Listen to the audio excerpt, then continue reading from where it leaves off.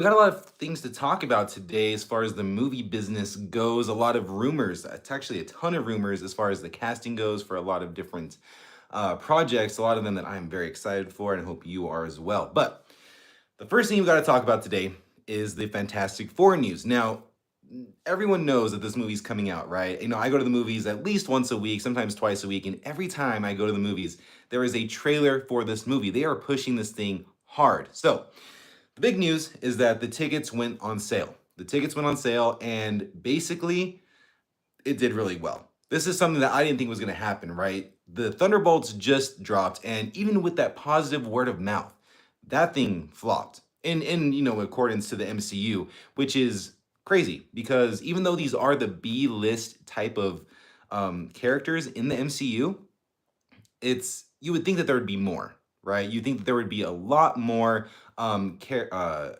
people going to see this movie, even with the positive word of mouth. But it is what it is. But basically, the Fantastic Four dropped, and the tickets dropped, and they did really well. So basically, even with Lilo and Stitch being this huge juggernaut of those tickets going on sale, the Fantastic Four dropped, and it actually, according to Fandango, became officially its best first day ticket pre-seller of the year. Okay, that's more in line with the MCU and what you think is going to happen with the MCU. Me personally, I have not bought my tickets for it yet. I'm gonna go see it. Obviously, I'm gonna go see this movie, but I don't really have a lot of hopes for it. I don't think the trailers do it any favors as far as I'm concerned. I wish it did. But fast forward just anyway. Yes, I agree. The Fantastic Four doesn't have any likable characters, which is kind of going back to what I'm talking about the Thunderbolts. What's that about, right? Like Thunderbolts, Thunderbolts are characters that we've already known. We've seen them before, so we kind of have that familiarity with them. But Fantastic Four just doesn't really have it, I don't think. The other movies didn't do that well, so we'll see what happens. Apparently, it's got a lot of people wanting to see this, so maybe this is what the MCU needs. Now, if you didn't know this before, there was also a secret screening that took place in California about a week or two ago, and based off of these random group of people that everyone came to go and see this movie. They didn't know what it was. First of all, they went to go see this movie and they didn't know what the movie was going to be, but it turned out to be Fantastic Four. And based on people that went to go see it, they said the movie was mid and a few people said it was great. So, not that great of a, you know, sample size of what this movie could actually be, but kind of leads to believe that this might not be exactly what a lot of MCU fans are hoping for. But either way, what do you all think? Are you gonna go see Fantastic Four? Were you one of those people that bought the tickets that really drove the Fandango's record-breaking day? Let me know what you think. Let's see, you got some people in the chat. All right. Hi, Nora. Shane, thank you very much for that. Thank you all for being here, first of all. Let's see. The next thing, and if you have anything, if you just joined the thing, we just started talking about Fantastic Four and the one-day ticket sales, the first-day ticket sales on Fandango. Broke records, biggest sale of the year, apparently, which is crazy. But if you have any other questions on that, if you just joined, definitely chime into the chat. Yeah, happy birthday. What's your friend's name, Alex? I'll say happy birthday. 21. I remember when I was 21. Good stuff. Good stuff. Ben Overbish. Hey, I got it. Oh man, that's cool. All right. Let's see. What's the next thing we're gonna talk about? Oh yeah. So yeah, if you just joined the chat and you weren't here for the Fantastic Four thing, let's go ahead and drop your questions in the chat and we'll talk about it some more. Yeah, it was a long time ago. That was a good one though, Alex. For sure, good one. Let's see. Okay, so next thing we're gonna talk about is gonna be the Clayface movie, DCU. We got some news, and I wish, hey, you have a good day too, Alex. I wish that we had more concrete news on the Clayface thing, but this is what we have so far. We have a few front-runners to be the lead in the Clayface movie. So let's see, Clayface. Okay, so we have a few people. This is my first live stream basically, so I don't really have a way to throw it onto the screen. But these are the names of the people that are in the front running for Clayface. Okay, we have George McKay, who is known for being the protagonist in Peter Pan, the 2003 one, but most notably, he was the one that was in the World War One movie, 1917. Okay, so if you've seen that movie, that's one of the front runners. The next guy is Dean Charles Chapman. So, I don't know who that is. Oh, that's the one in the movie. Sorry about that. Let's see. Also, Tom Blythe, who was in the most recent Hunger Games movie. He is also a front runner. Let's see. Jack O'Connell. Now, this is the name that everyone's going to know. Everyone to go see Sinners. Everyone knows who Jack O'Connell is. He was the bad guy. He was the bad vampire in that movie. So he's one of the front runners. And honestly, that's probably my pick for this. Let's see. That's probably my pick for this. If there's anyone else that you want to see as Clayface, let me know in the comments. I didn't have any of these people initially in my actual, talk of Clayface. I'm open to it, especially Jack O'Connell. But either way, let me know in the comments who you think should be in there. Let's see. And then the last one is Leo Woodall, who was in White Lotus Season 2. He was also in this year's Bridget Jones' Mad About a Boy. Now, I know who this person is. He had a smaller role in White Lotus Season 2. I don't see that at all. I just really do see Jack O'Connell being that. If those are the people that I had to pick to be the lead in Clayface, I'd have to go with him. But if there's anyone else that you think, let me know in the comments. I saw rumors that it was going to be Daniel Radcliffe, and that was a far stretch, but that was also denied, rebutted. So I wish that was him. He hasn't really been in anything huge ever since Harry Potter, which, being in a franchise like that really, I feel like, tunnels you into being typecast and not really, kind of essentially peaking at, whatever that project was. But that'd have been cool to see him. But those are the front runners. I'm excited for that movie. I really hope that it's actually more in line with the Joker movie. The first one, not the second one, of course. But I really liked what they did with the Joker. Very dark, very just... It wasn't a happy movie, but it's not a happy character. And I think that what happens with Clayface could very much fall in line with that. I think it'd be really cool.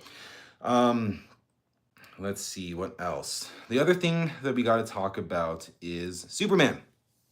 My most anticipated movie of the year. I'm sure that's the case for a lot of you, but Superman's going to be fire. But the big thing that came out today, well, there's actually a few things that came out this week, is for one, the movie's officially done. James Gunn did announce that the movie is 100% complete, finished product. They did the final touches on the last visual effects shot. So it's done. The movie's ready to go, and here in a few weeks, we'll be seeing it. But the other big news is the budget. And this is something that I wondered from the beginning of production that this movie was announced. I'm like, how are they going to do the budget, right? Not a lot of people went to go see the last few DCEU movies, and now people are just kind of burnt out on the entirety of not just Marvel or DC, but I feel like the comic book whole genre. So Superman has to perform big time for it to be a thing. But the actual budget has been speculated, and now it's here. So basically, with the actual production budget, plus with the marketing, people are saying, or the reports are saying, that it could be anywhere near $400 million, which, if you think about it, that's a lot of money. That's a lot of money. That's a lot of money for a franchise that may or may not perform. A lot of people don't want to go see comic book movies. A lot of people might not want to go and see another DC movie. So that's a lot of money to be shelling out on something that may not hit the mark. Because you have to remember that whatever the budget is with the production or the marketing, it has to hit 2 to 2.5 times that actual amount to be a profitable thing. So this thing's got to have to, reach that 700, 800, 900, $1 billion at the box office, which I don't think it has the legs for that. Earlier in the year, I was very optimistic on it, and I was like, yeah, this thing will crack $1 billion. And it obviously can, but I don't know if it will, because of reasons like what the DCEU left us, the whole role of the comic book genre right now. There's a lot of uncertainty right now with that. But what do you all think? Do you think it's going to hit that, $800 million at the box office to turn a profit? Or do you think it's actually even more, and this is probably what they're really banking on, shell out all the money on this project, even if you don't turn a profit, and just make sure it's the best product that you can give us. Earn that fans' trust, and also, if they earn the trust, then we're all going to go see the next movie. or the next show or whatever it's going to be, the next project. So that's probably what they're more so leaning towards, is earning our trust back by putting out the best product possible. So we'll see. Also, earlier I think it was on my TikTok. I asked a question of post-credit scenes. All these franchises, comic book, Jurassic Park, I was saying Fast and Furious, really everything is doing post-credit scenes now. Do you want to see them continue to give us this kind of ambiguous scene where a lot of people, if you haven't read the comics or whatever, you don't know who that person was, you don't know what any of this means, you don't know any of the context?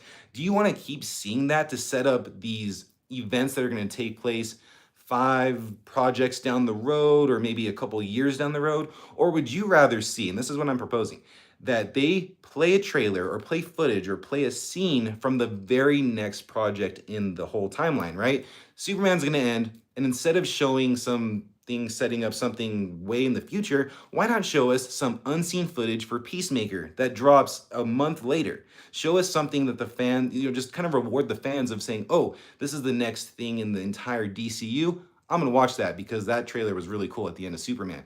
Instead of giving us this ambiguous thing, or the worst case scenario, something that is even just just bad, right? Just like a stupid joke or a stupid punchline that you waited 2.5 hours and then you have to wait for the credits to roll. It's a pain. Crypto will save it. I agree with that. Crypto has been, I didn't think they were gonna brand crypto or market crypto the way that they are, but they are going all in on this dog, which they should. I mean, look at them.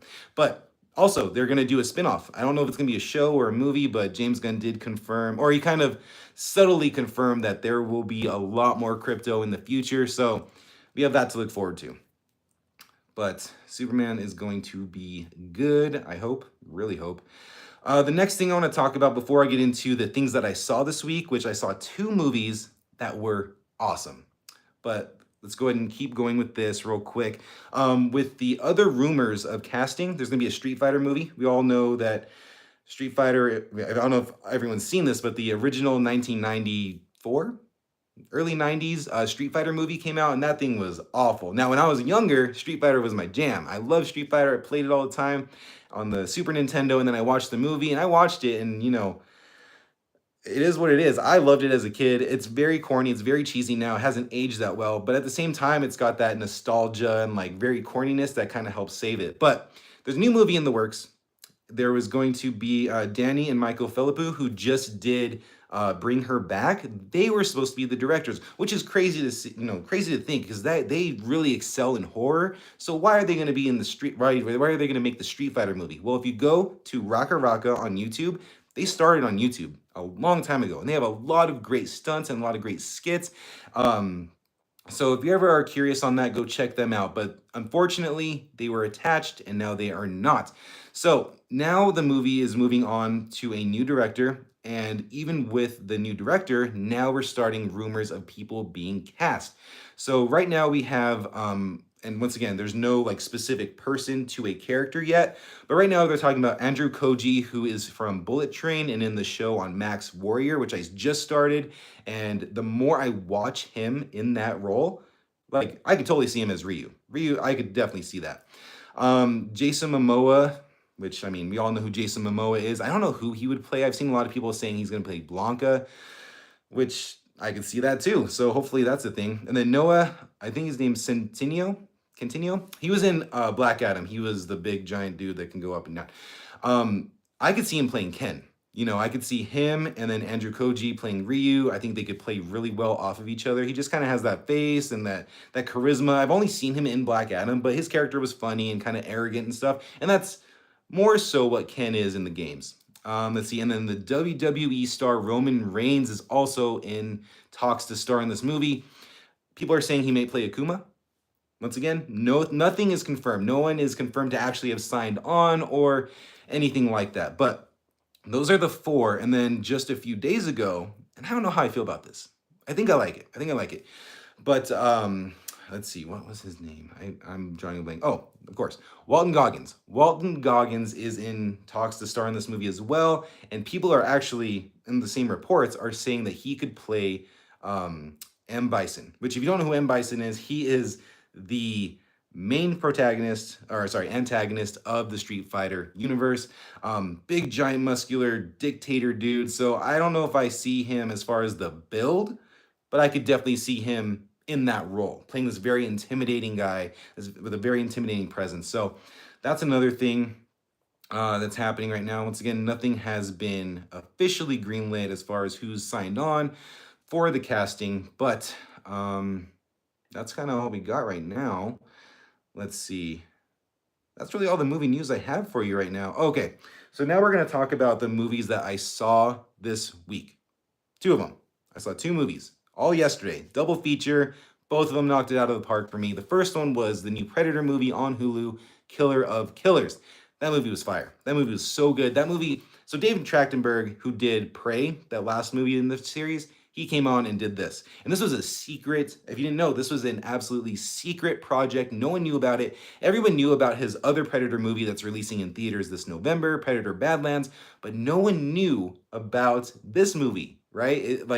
It just came out yesterday, but like a month or two before it came out, real news really started to roll with it, and it was revealed, and the trailer came out, and it just kind of came out of nowhere of an anthology, an animated movie that was an anthology of different timelines of people fighting predators here on Earth. There was a samurai, there was a Viking, and there was a World War II pilot. And if you have nothing else to do today, and you're at home, and you don't want to go out, highly recommend watching this movie. It is insane, and it's cool. When I first saw the trailer for it, I was not really into it to a degree because it was the animation style, and the same animation style that I saw in this was gave me the same vibes as Into the Spider-Verse. And Into the Spider-Verse ended up being beyond anything that I could have even comprehended of what that movie could be. I didn't like the art style initially, loved the movie, and that's the same exact thing that I saw with Predator, Killer of Killers. Now, I just dropped a video about an hour ago ranking all three of the actual storylines in them. And they're all very different and they all bring a lot to the actual franchise. Highly recommend watching that entire movie, though. It's short, it's only like an hour and a half. Once again, if you have nothing else better to do, if you're a fan of sci-fi, if you're a fan of just very insane action and situations, definitely check that movie out. The other movie I saw yesterday was Ballerina. Now, actually have a video on my channel I put out a few months ago of 10 reasons why Ballerina might not actually be the movie that we all want it to be. Basically, the movie might flop. And I'm so happy to say that is not the case. That is absolutely not the case. This movie delivered on almost every single thing. The action is exactly what you'd expect from John Wick. It was just insane with the action. One thing that a lot of people were commenting on any of my videos, or whenever I was talking about this movie, is that they're already upset. Now, mind you, they have not seen the actual movie yet, but they were upset that she was going to go toe to toe, blow for blow with men double her size. Once again, they've never seen the movie. This movie addresses that concern right out of the gate, and they show you why she is going to be okay, or at least, make it out of most situations, even though she is a woman. Look, Ballerina rocks. Okay, the action is great. The pacing is pretty good. There was a few things that I felt like they could have toned down on. But as far as everything that you like from a John Wick movie, it's here. Like, there's really nothing to complain about if you're a fan of this series. Now, if you're not a fan of the series, I don't think this movie is going to do anything to earn your trust, or like really entertain you, because it's just more of the same. But more of the same is a good thing, and it's more of the same in what the John Wick has given us prior, but it adds more to the universe, right? It adds more to the universe of what entails in different countries as far as the Continental is concerned. But the biggest thing that I like, I think my biggest takeaway from Ballerina, is it starts off as following Eve, her character's name is Eve, as a child up until when she's an assassin and the story kind of takes off. So you get to see her kind of montages and whatnot, and time jumps, but you get to see her evolve from a child with no recollection of being an assassin to being an assassin, just like John Wick. And it's really cool. I would like to see her kind of take over the reins of the series, because yes, John Wick 5 has been announced. That's a thing that's actually going to happen, which weird if you've seen John Wick 4, but that's happening. And so Keanu is still going to be around in the franchise, but I don't know if I don't know how long he's going to be around. So if she wants to continue with this role, I say let her. And nothing says that they can't have three or four people, these three or four storylines in the John Wick universe kind of running together. Why not? If everything's working, there's nothing wrong with having multiple movies about multiple people in the same universe. We've seen it before, Marvel, a little bit different, but I think that could be a thing going forward. Um, let's see if there's any other questions in the chat. I don't really have anything else for this morning. Let's see. Oh, some things for the channel. Let's talk about the channel real quick. So I have a few things going on. I have a few recaps on the way. They're already loaded up and ready to go for you. There's a few sequels coming out very soon. That's all the hints I'm going to give you. So I have those ready to go for you. I just starting a Discord that should be up pretty soon. Let's see. But basically, what I'm trying to do now with the channel is really just 2 videos a week. Sometimes I'll do 3, sometimes I'll do 4, but at the most, at the minimum you can expect from the channel is about 2. I want to do kind of a review for one, and then one of them, it could be a recap, it could be a ranking, it could be really anything. But as always, if you have a request of something you want me to cover, or just kind of go more into detail with, drop it in the comments of the video and I'll take a look at that. Also, I just did a poll. If you're watching, I did a poll for the new Predator movie. Kind of going off topic now, but it is what it is. I did a poll for the new Predator movie, and I wanted to see what you all thought of which is the best Predator movie. Is it going to be Killer of Killers, or is it Prey? And yes, I only listed those two because Killer of Killers is winning. That's all I'm going to say. Let's see. You're passing some litmus test for anyone who doesn't get Marvel. The Fantastic Four is the foundation. Spider-Man. I agree with that. And that's something that that's something that a lot of people don't know. And that's something that I don't really expect a lot of people to know, because when Fantastic Four was over at Fox, there wasn't really a lot of, they weren't really doing anything with it, right? They put out the movies, but no one really knew the significance of the Fantastic Four. The Fantastic Four is known as Marvel's first family. There wouldn't really be a Marvel without them. Yes, Spider-Man is obviously the #1 most popular character that Marvel has, and they do a lot with him, but Fantastic Four is incredibly important. Are they going to perform in the MCU? If they ever had a shot, this is when it's going to happen. So there would be no Spider-Man, no X-Men, no Avengers, no Deadpool, nothing, like you said, except without Fantastic Four kind of laying the road for them. Not sure the budget is real. There are a lot of things that change the budget, tax. Yeah, so actually I saw another video talking about the budget and as far as the taxes go for where they filmed. I believe it was Cleveland. I think it was Cleveland. But correct me if I'm wrong. But they got a huge tax break, and that's why they could raise the budget as much as they did, because they were going to get a lot back with the tax breaks.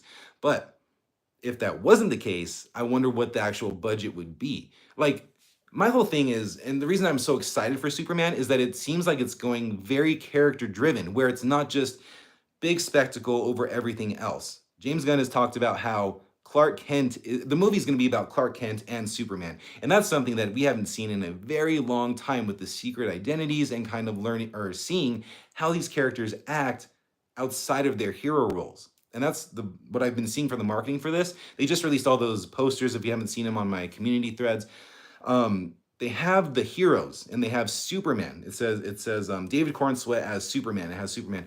But then later on the Daily Planet drop of all the characters from the Daily Planet, they have David Cornsweet as Clark Kent. And if they weren't able to do the budget that they did with all the tax breaks, I wonder how the film would have been. Would it have been more focused and more kind of low key and really focused on the character of Clark Kent, and then Superman as an afterthought? Or now that they got the budget, could they go Superman over Clark Kent, or more action than they could have originally done? I don't know.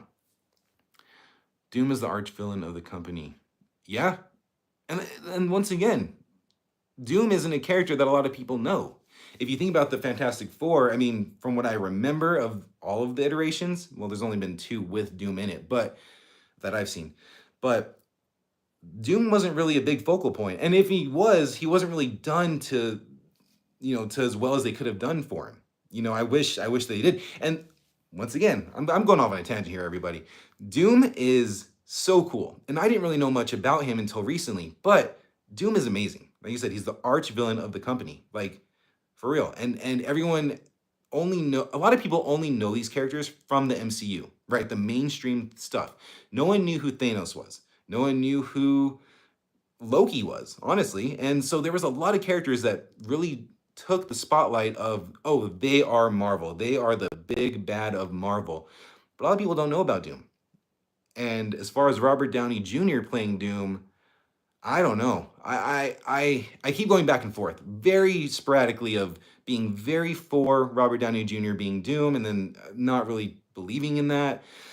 I don't know. I'm right at this very moment on today. I'm very much against it, just because I feel like for one, it tarnishes what he did as Iron Man in a way. Doesn't I don't know if it tarnishes it, but if he comes in here and does an awful job at Doom or whatever they do with him, we're always going to look back on the Iron Man movies and even just a little bit think about his role as Doom. And I don't know how that's going to be.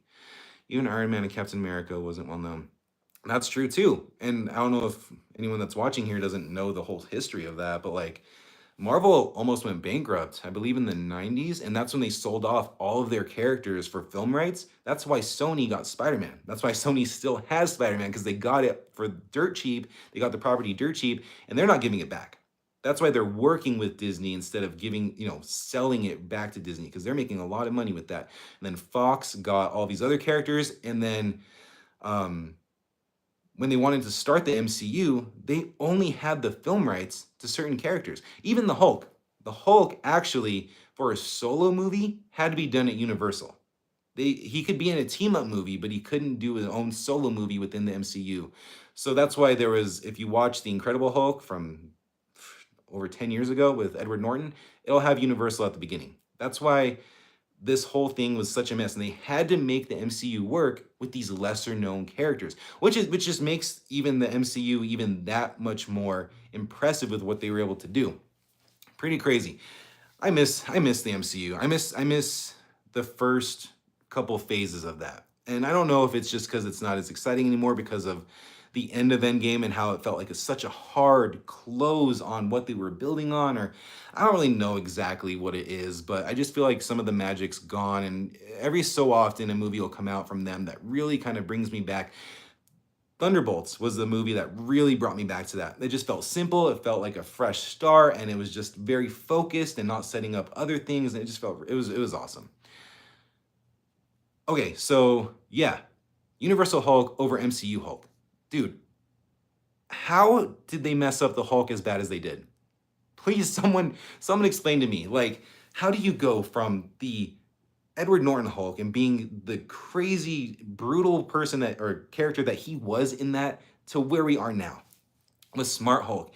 And it's not even like Smart Hulk is, building up to us liking him. He's just not good at all. Ever since he was introduced, ever since Thanos beat the Hulk out of him, like ever since that fight, when we were watching that, and go back a couple years, we were watching Infinity War in the theater, and we saw that fight with Thanos. What was the one thing that we all wanted? We wanted a rematch with Hulk and Thanos. Not only did we never get that, we never got that, but now we got no Hulk, and then we got Smart Hulk, who just is not the same character. It's not. I don't know if we'll ever get him. And speaking of Hulk, I saw some more rumors on the new Spider-Man movie that the Hulk may have a huge role in it. Now you have to ask yourself, okay, is it Bruce Banner? Is it Smart Hulk? Is the regular Hulk coming back? I don't know. I don't know what's going on. Exactly, because Ang Lee Hulk, that movie had the Hulk that we wanted. Period. Like, that's the thing. I don't know if it, and I don't really have as many examples right now because can't really think about it, but a lot of the times these movies, and they take these characters and make it so they make it harder than it has to be, right? They're thinking too hard. What do we want? What do we want more, probably more than anything else? We want some good action and these characters to be the characters that we know them for. Imagine, like, Thor: Love and Thunder. That might be my most hated movie of all time. And why? Because they made Thor a joke. They made everything that he did a joke. They made the character a joke. That's not who we want, right? They can try new things. They can be different. They can do all these things. But when they take away what we want to see that character be at the end of the day, no one's gonna like it. No one's gonna like it. So yeah, the Ang Lee Hulk, I remember that came out on my birthday a long time ago, and I went to go see it, and I loved it. Didn't really have much to compare it to, but I thought it was really cool to finally see the Hulk do his thing. I remember there was a video game that dropped that same day, I believe, and I got that too. It was just a Hulk birthday, I guess. And I played it and I loved it, and it was just, it all meshed really well together for me. I think they should add Men in Black in the Sony Spider-Man world.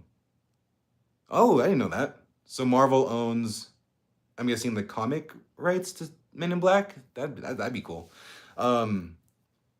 Yeah, I wonder how that would be.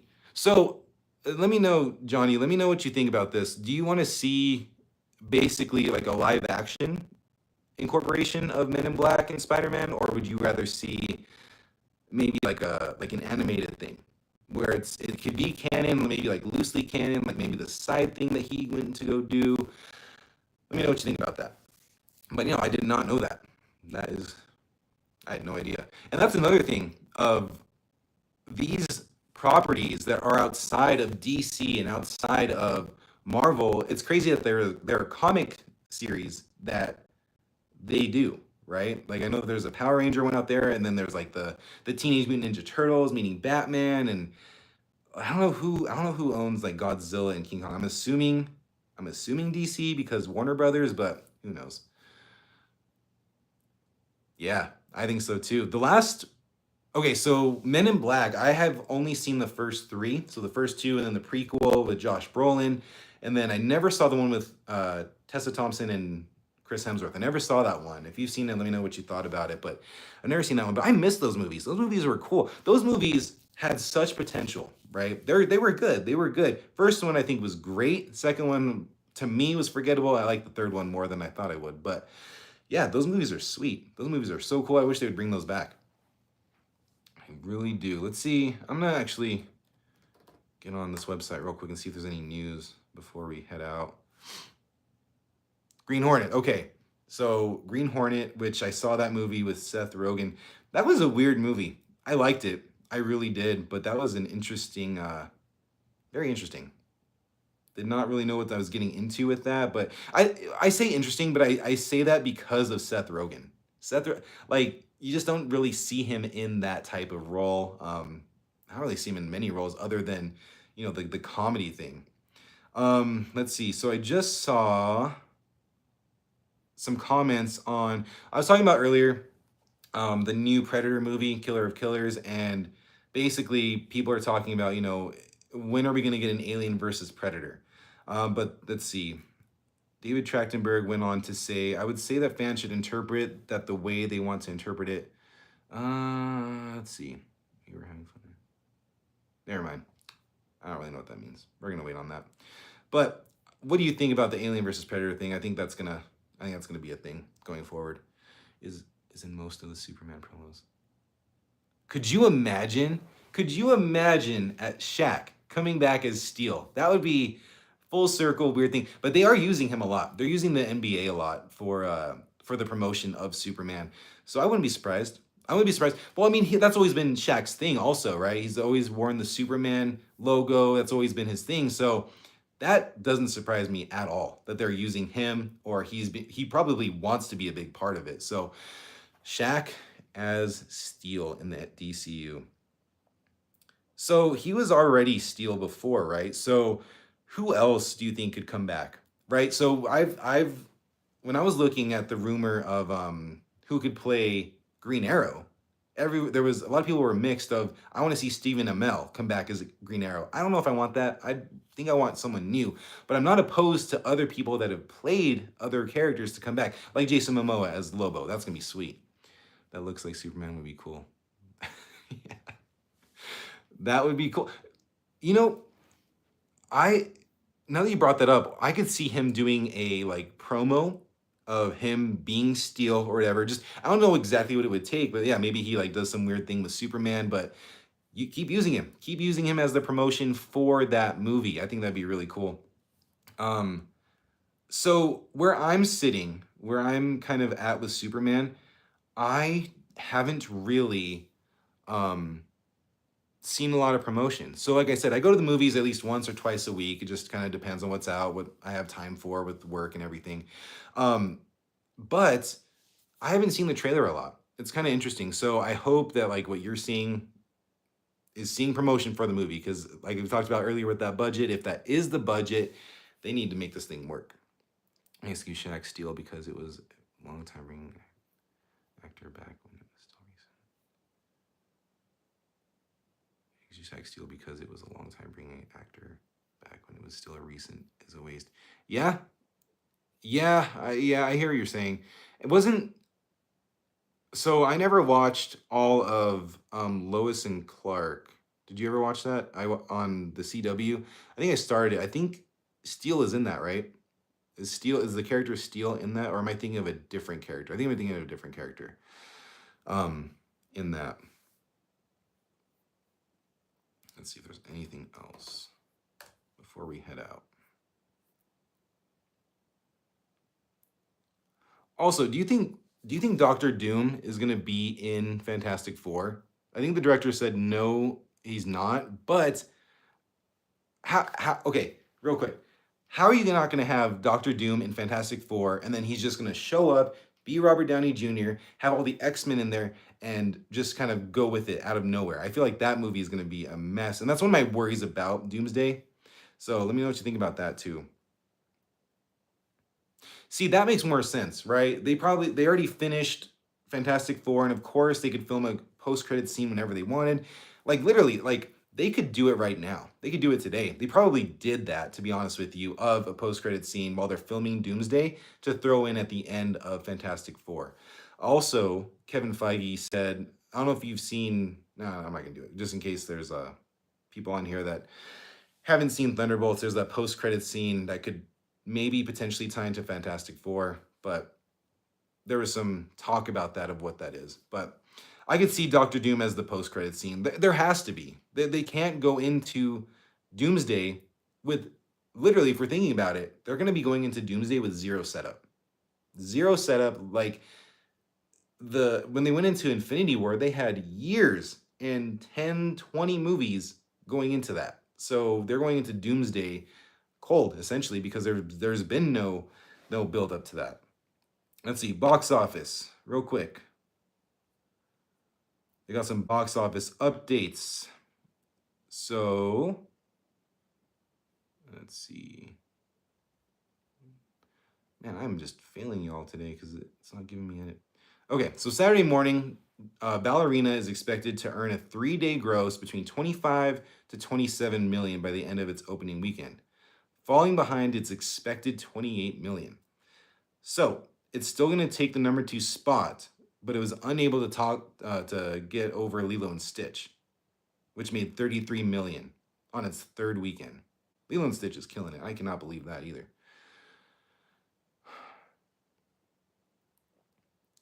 James Gunn, Batman versus Peacemaker, and jokes about crypto. I did not see that.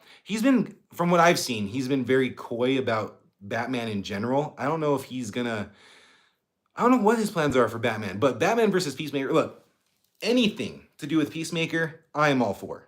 I am all for more Peacemaker. I think John Cena kills it. I love that world. I love the side characters, and I love Eagly. Eagly was so cool. Like it's such a weird show, but it just works for me. So Crypto and Eagly project, like that'd be sick. So that's the other thing, right? We saw the trailer for Peacemaker where he wants to join. I don't know what they're called, Justice Gang, Justice League, Justice whatever they're called. He wants to join it. So is Batman already part of it? I'm assuming not. So I wonder if that is going to be a thing. Batman versus Peacemaker. I don't know how that's going to happen, but I am so for that. I would love that. Imagine a Batman movie, because a Batman movie, in theory, needs to be a little bit more dark and broody. Not necessarily like the Batman, but a little bit darker. But imagine Peacemaker, his goofy ass coming in and doing weird stuff with Batman. That'd be cool. Still wins, but Peacemaker is too unpredictable, so prep time, he'll need a long time. Yeah, The Batman, I don't know who would beat Batman. I saw this cartoon a couple years ago. It was called Doom. I think it was called Justice League Doom. And I believe at the end of that, that's the one where Batman has this contingency for all the Justice League members to take them out if for whatever reason they they turn bad. And then all those plans get leaked and now everyone's getting taken out. They were mad at Batman for having that contingency. So I just don't ever see a world where Batman would lose to anybody. Yeah. I mean, like if we're being real here, like the whole Batman versus Superman thing, like Superman would beat him. Like all these metahumans would essentially beat him, but if he has like enough time, if he has knowledge of them, he'll be prepared, right? So that's also a pro to him. But yeah, if people are unpredictable and he doesn't have enough knowledge on them or anything like that, like yeah, he could be beaten. I can't get that out of my head now about Peacemaker and Batman. That would be really cool. I would definitely watch that. I would definitely watch that. Oh, I don't know if anyone here is a fan of horror. I have a lot of horror stuff on my channel, but I just saw that the Texas Chainsaw Massacre rights are being up for auction. So I believe it's gonna be like a partnership with whoever. But I know that Jordan Peele's Monkey Paw, the production studio, is in the works for that as well. So we'll see what happens with that. Due to being off guard and stuff. Yeah, I mean, here's the thing: if like Brainiac, right? Like, or any of these like telepathic villains, what if they were in the DCU or whatever, and they take over one of the friends in the Justice League, and or Robin? What if Robin gets taken over? Like that would probably be the biggest like blind side to Batman is if one of whoever Robin is in this, I think it's gonna be his son. Um, yeah, imagine if he turns on him. He would not be expecting that at all. Not even a little bit. Not even a little bit. Let's see. But Johnny, what's your most anticipated movie of the summer? Is it Superman? Is it anything else? I'm Superman's number one for me right now, but then 28 Years Later is number two. And I forgot what my number three is. I've put out a whole video about it, but I think those are my number one and two so far. Nice. I Know What You Did Last Summer. Sweet. You know, I remember watching the first one and I loved it. I watched it. I don't remember how I watched it. I don't know if it was on TV because I know we didn't own it. So must have been on TV. But that was one of my first like slasher movies. And I haven't watched it in a long time. But I remember it being like pretty tame for what it is. Now, the second one, I think it was a hot mess, right? From what I remember, Jack Black. Jack Black was in I Know What You Did Last Summer, or I Still Know What You Did Last Summer. That was crazy. Wouldn't it be cool if he was in this one? Just a quick little cameo. He won't be, but that'd be funny. The new one looks cool though. I think there's only one trailer out for it, but I've seen that and it looks pretty interesting. I'll definitely be there for sure. That comes out this month, doesn't it? I think it comes out this month. Let's see. No, it's next month. It's July. That's right. July 18th. So, dude, July is stacked. July is absolutely stacked. So we have Jurassic World, which Johnny, how do you feel about Jurassic World? I believe in it. You know, I'm hearing all these things of Jurassic World being going back to the horror roots, taking inspiration from the book. Like Jurassic World might end up, actually being a banger. They knew what they did was wrong with the last two, so hopefully they fix that. How to Train Your Dragon? Yeah. So How to Train Your Dragon for me is interesting. I'm going into it and I'm going to do a comparison between the actual animated animation, the first one, and then the live action one. So that look out for that on the channel probably next weekend. But I didn't grow up with it. I came into it very late. I saw it like a decade after it came out, but I like it. I like it. I don't think I love the first one, but I really like it. I get why people love it. I get why people are very protective of it. So I hope the new live action one is going to be good. International. Yeah. Yeah, I mean, like we were talking about before, I said, hopefully they learned what they did with the last two because those were terrible. Those were terrible movies. Like, and if you like them, sorry, but I just cannot get over how bad those were. Those movies made over $1 billion. There is no shortage of fans to go and see chaos happen with dinosaurs. So yeah, you're right. The international audience should push Rebirth to a lot. I wonder if it would be. Think it'll cross a billion too? Because it kind of goes into the whole DCU thing. Kind of. I keep going back to that, but like the recent projects kind of tarnish the fan trust. So is this the same situation? Are people not going to go see the new Jurassic Park because they were burned with the last one or whatever? Let's see how that is. Having the same director is great. So yeah, that was another thing. Once again, not a big fan of the. Oh, I'm a fan. Didn't grow up with How to Train Your Dragon, but when I saw the same director was coming back, I was like, okay, that's cool. I've been burned with like, oh, it's okay. They have a story to tell, but with like a reboot or a sequel or whatever it's going to be. But that's true. The same director came, and if he's going to bring that same passion, because that's got to be his baby, right? The first one is so well loved that he's got to take care of that thing. So he came in to do this. I hope he nails it with that. Which I've seen early reactions from a lot of people that I follow, and they seem to say it holds up. People are rooting for James Gunn to get a win over Marvel Studios at the box office with lining to show up and support DC Studios at the theaters. I hope so. I mean, I hope so. And I just hope that we live in an area where everything can thrive. I was saying earlier on the stream that I missed the first, couple years of the MCU. It was fun, it was exciting, and I don't want any Marvel project to fail. Like if it's a good movie, cool, I'm gonna go watch it. We all win in that situation. But I do hope that the DCU starts off strong. That's all I'm gonna say. I'm the most excited for what the DCU is bringing. I want it to succeed. I'll be there, and I hope a lot of people are too. Let's see. Even if Fantastic Four First Steps is a moderate success, Kevin Feige isn't going anywhere. No, he's built himself such a cushion. Feige has built himself such a cushion at Marvel. Like, I don't know when he'll leave. He'll probably leave in like 20, 30 years maybe when he's just like, I'm done with this thing. Because when Disney took over, or when Endgame ended, I don't know if you remember this huge influx of content because Disney Plus came out and Disney pushed him to make more content for Disney Plus. So we had all those shows. We had more movies.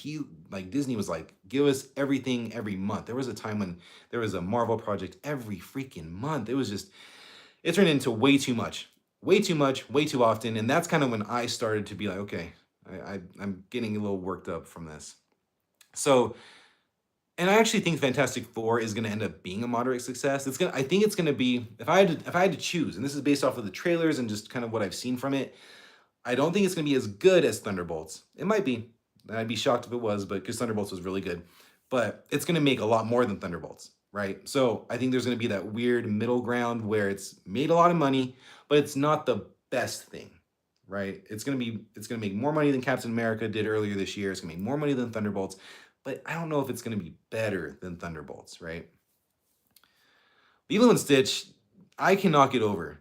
Like think about that. Think about that for a second. For all the troubles that Snow White had, it was still a Disney property, a remake of a movie that we all grew up watching. We loved the cartoon, we all knew the brand. But that thing tanked.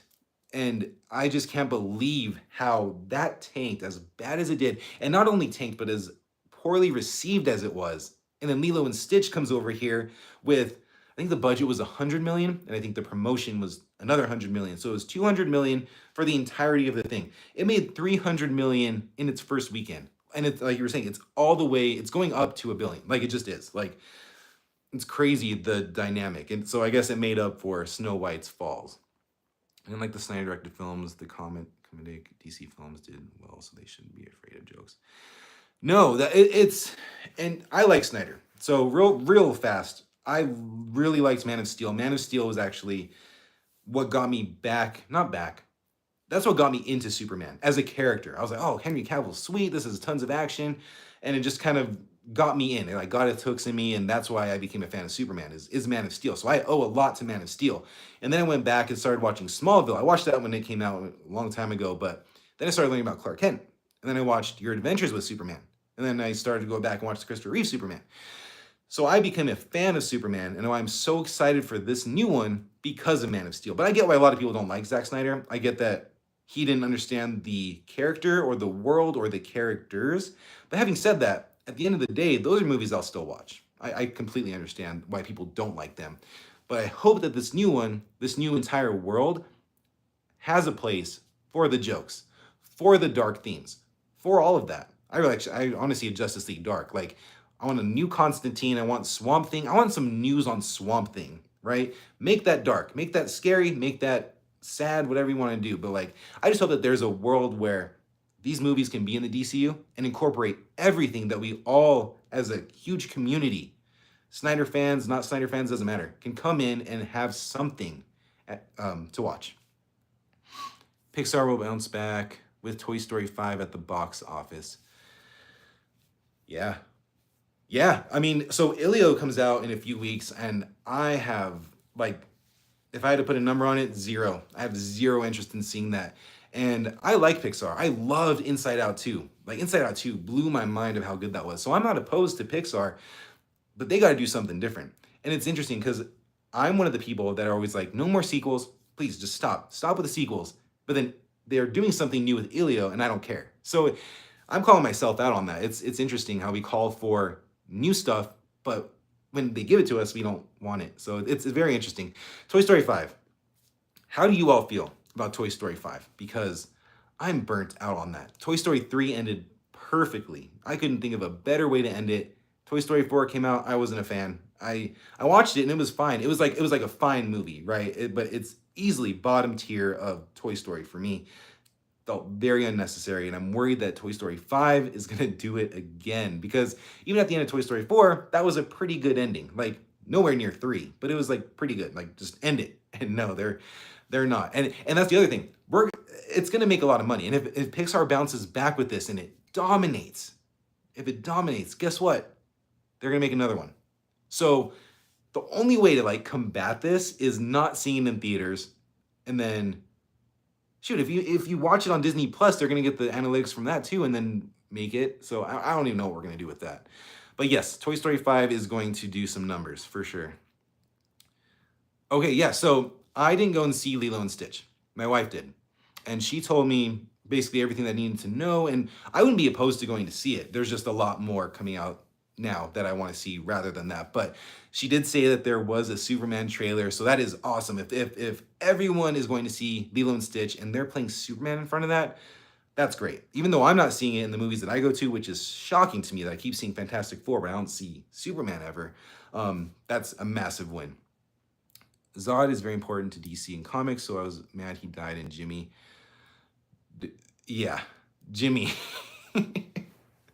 Jimmy. I cannot believe they did that to that character in BVS. That was just, why? Why was that necessary? Like, they could have just captured him and just ended it with that. But no, they had to go off and just end him before he even had a chance. Like, I don't, no, I'm not gonna go look into this, but I wonder how many lines the dude actually had until he was gone. He was just gone. And Jimmy is such a huge character in the universe as well. So, and speaking of Zod, I wonder when we're gonna get Zod. I know they're gonna play it pretty safe with Superman and really slowly give us more of these characters that we know. Like, I don't even know when we're gonna get Batman. As like a quick little side note, I don't know when we're gonna get Wonder Woman. We're getting that show on Max, but when are we getting that? So very slow, rollout of all these characters and these different things, but hopefully it's worth it.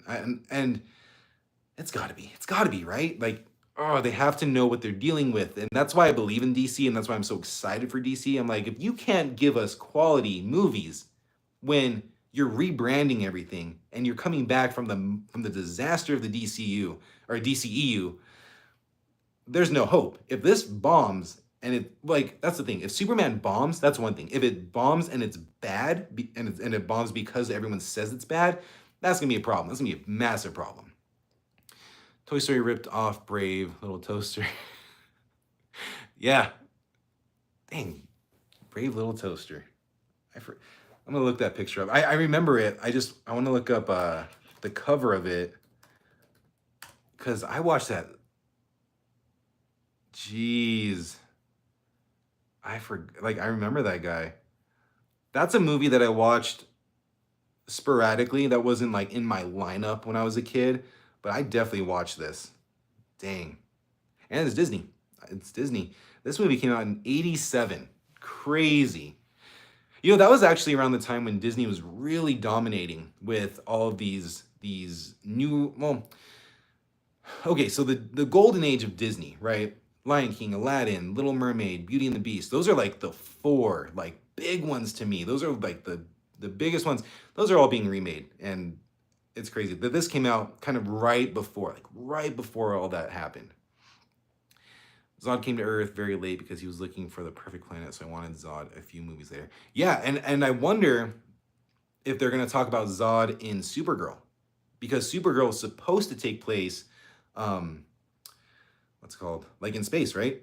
I haven't read that comic book of or the Supergirl Woman of Tomorrow, the one that it's based on, um, but it seems like a lot of people like that. So it seems like a safe bet to base the movie on that story. So if she's going to be in space and doing all these things, I want to hear about, and they don't have to be, in your face with it, but like we got to be talking about Green Lanterns, at least mentioning them. Maybe she sees one. I don't know. Zod, potentially, because she's going to be talking about Krypton and everything that happens there. So maybe we start getting mentions of these things. Like in Superman, maybe we get a mention of Bruce Wayne, Wayne Tech, Batman, even. Like little sprinkles like that go a long way. And I think that that's going to help really establish the world, which I think is like the primary goal of what they want to do in Superman. As far as the DCU, like we're going to get that across every freaking everything. We're going to get that across everything. My only concern if Superman bombs at the box office, David's alone. Yeah. Yeah. So it's okay. So let's go back with Warner Brothers, David Zaslav, and the DCU. So at the end of the day, David Zaslav runs the show. He runs Warner Brothers. He is the top decision maker. But he gave James Gunn, he gave Peter Safran the keys to the castle for the DCU. Someone was saying, someone on Threads was trying to talk to James Gunn, and he said, um, is it true that Warner Brothers made you trim off time on Superman? And James Gunn responded, no, he couldn't do that, or they couldn't do that if they wanted to because we are running DC Studios. So it sounds like Zaslav gave them this whole separate entity of Warner Brothers and just gave him the keys, right? If Superman bombs, I don't think it does anything. So James Gunn finished Superman, or Creature Commandos, Superman. Lanterns is filming. It should be done filming, I'm assuming, maybe by the end of the summer, early fall, something like that. And then Supergirl just ended. Not to mention, I might be forgetting something else that's being filmed, but he has all these projects going. So say Superman bombs, right? Say it doesn't turn a profit, more so. So say it makes like 500 to 600 million.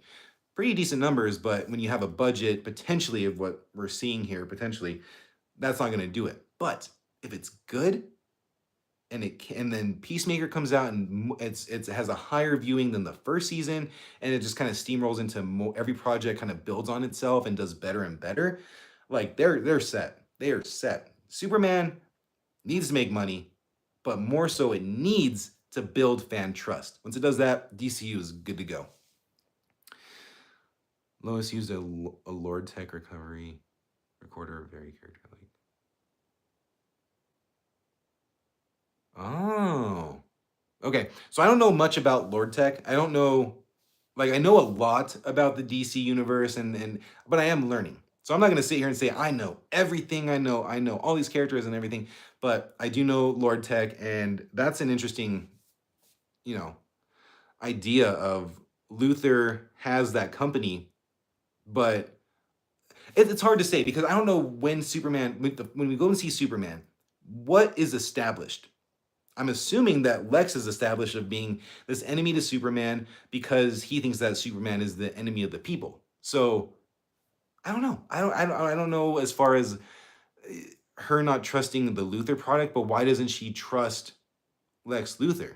Right. So I guess that makes sense that if that is the case, if she's not using anything Lex Luthor wise or his company's stuff, then like he's been going as Superman for a very long time. So we'll see.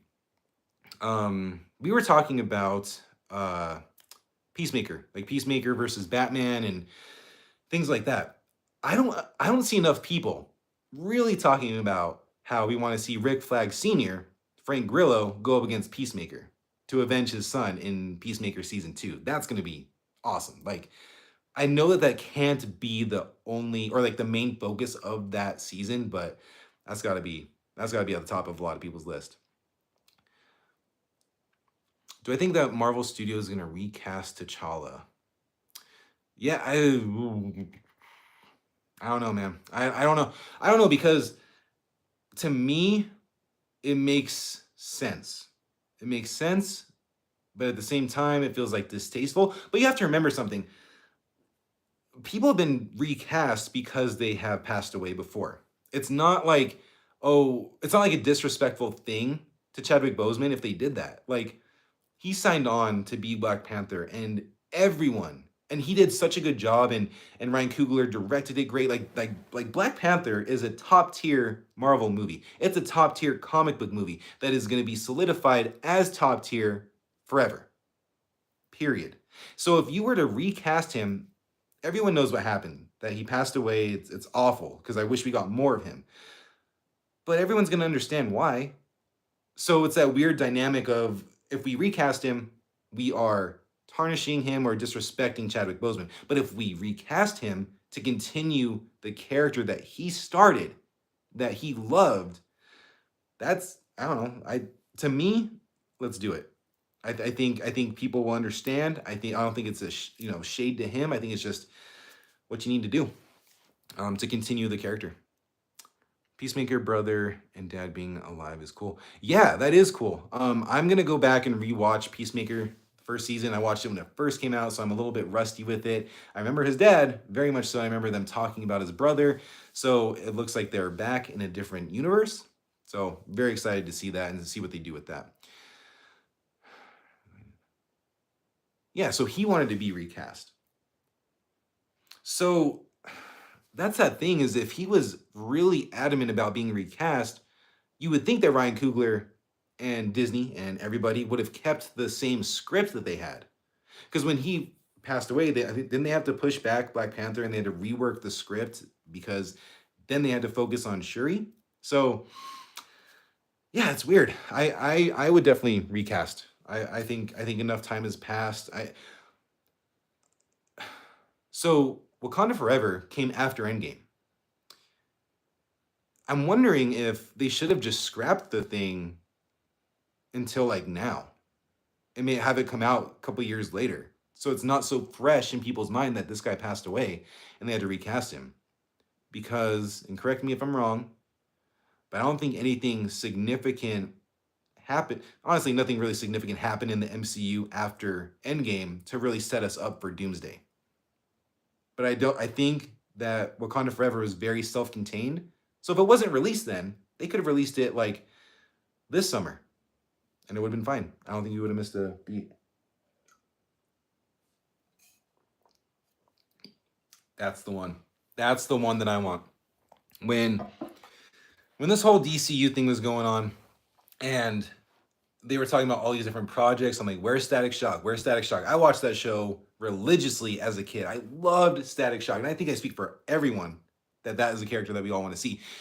Now, if there was also a thing I saw this week of them potentially starting to cast for the Teen Titans live action movie. So, and then Blue Beetle is canon, right? That's what James Gunn is saying. So there is going to be the Justice League, the adults, but there's also going to be a team or a team of kids or whatever they're going to do. So bring in Static Shock like yesterday. Imagine a movie with Static Shock and Blue Beetle or just even the Teen Titans. Like, I don't know. Just bring these characters in. But Static Shock is easily maybe top 3. It might even be top 2. Might even be my favorite of who I want to see in the DCU. Dude is totally underrated. More people need to know about him. I understand you recast T'Challa, but look how people reject Anthony Mackie. Okay. So Kevin, do you like Anthony Mackie? Like, do you like, well, not him as a, well, sure, him as a person, but do you like him as Captain America? I do. I had no issue with him. People were, oh my gosh, there was a post I had talking. I think it was like the posters. Like I post posters on my community tabs because I love posters and I think they're cool. So when new ones drop, I post them, and I posted one for Brave New World, and I got some racist stuff in the comments. I had to report the dude, but like I don't understand why people are so upset and don't understand that this is the natural progression for Captain America. Like, this isn't just something that Disney is just doing, recasting Captain America for no reason, and it's going to be Sam. Like, no, they've been building on this since Winter Soldier, so that was 2014? I think it was 2014 when Winter Soldier came out, and that's when Anthony Mackie showed up. So, like, this thing has been in the works over 10 years, so people need to stop complaining about that. Um, yeah, so I don't understand why people were rejecting him as Captain America. They might not people look, people fell in love with Steve Rogers, right? I love Captain America too. Captain America was amazing. Steve Rogers was awesome. But there is room